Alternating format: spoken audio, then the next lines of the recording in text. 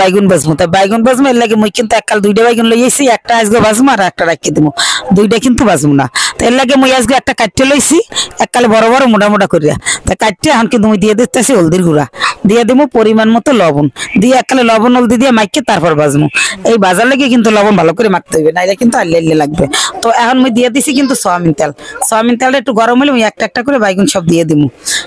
বাইগুন এই কারণে দিয়ে দিমু কারণ সব বাইগুন মুই একসাথেই বাজমু এর লাগিয়া। তা এই তো মুই সব বাইগুন গুলো দিয়ে দিতে আসি, মোর বাইগুন কিন্তু উল্টাই দিমু, উল্টাই দিলে কিন্তু বাজা হয়ে যাবে বাইগুন।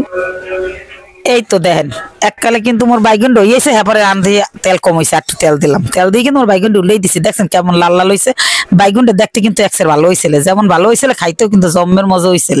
তাই আজকাল শীতকালে বাইগুন ভাজা খাইতে কিন্তু জম্মের ভালো লাগে। দেখছেন আমার বাইগুনটা কত সুন্দর হয়েছে, বাইগুনটা উঠে গেলাইছি। এখন কিন্তু আমি বাইগুন দিয়ে গরম গরম ভাত খামো, গরম ভাত শীতকালে আর বাইগুন বন্ধু খাইতে কিন্তু সেই মজা হয়েছে।